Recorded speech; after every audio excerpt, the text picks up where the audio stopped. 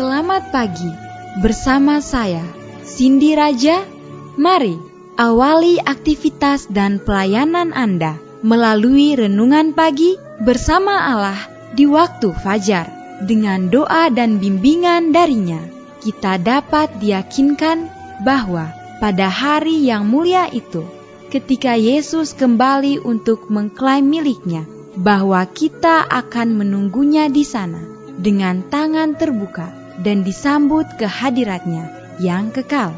Ditulis oleh Ellen G. White bersama Pendeta Denny Kanajo. Selamat mendengarkan. Shalom, selamat pagi para pendengar yang diberkati oleh Tuhan.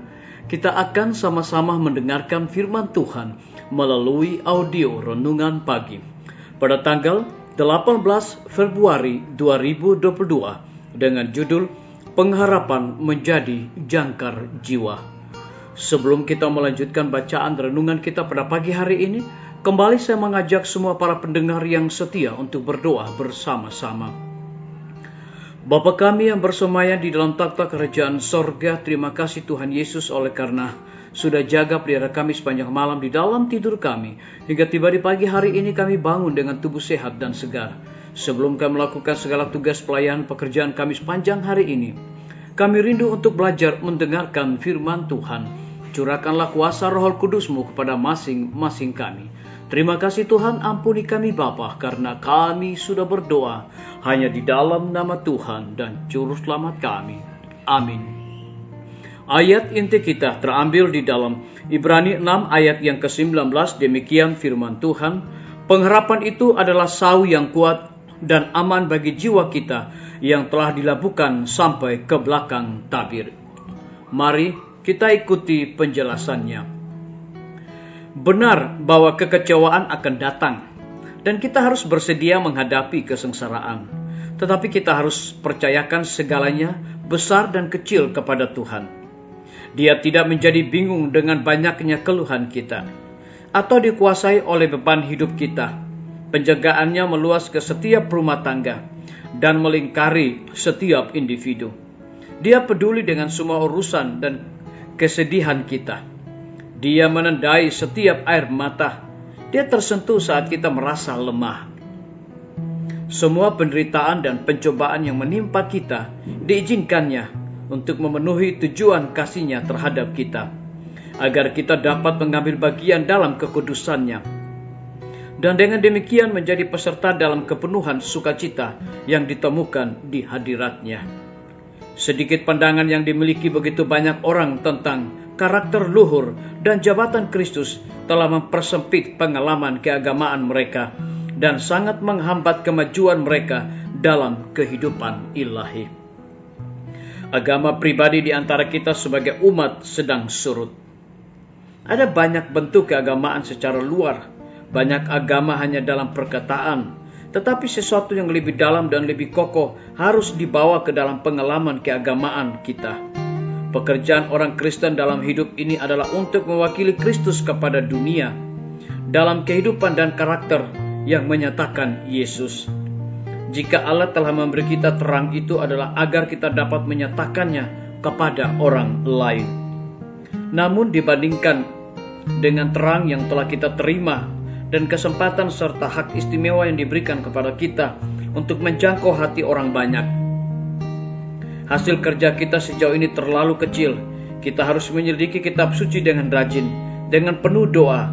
Pemahaman kita harus dihidupkan oleh Roh Kudus, dan hati kita harus diangkat kepada Tuhan dalam iman dan pengharapan serta ujian yang berkelanjutan. Disalin dari buku Testimonies Jilid 5 halaman 742 dan 744. Biarlah bacaan renungan kita saat ini akan menjadi berkat bagi kita semua. Mari kita tunduk kepala dan berdoa. Bapa kami yang bersemayam di dalam takhta kerajaan sorga, terima kasih Tuhan Yesus oleh karena kebenaran firman-Mu di pagi hari ini memberikan kekuatan, semangat, berkat bagi masing-masing kami untuk melakukan segala tugas pelayanan pekerjaan kami di hari ini. dan lebih daripada itu memberikan penekanan khusus kepada kami. Benar bahwa kekecewaan akan datang dan kita harus bersedia menghadapi kesengsaraan. Tetapi kita harus percayakan segalanya, besar dan kecil, kepada Tuhan. Terpujilah namamu ya Bapa. Pada pagi hari ini hamba berdoa untuk pemerintah kami.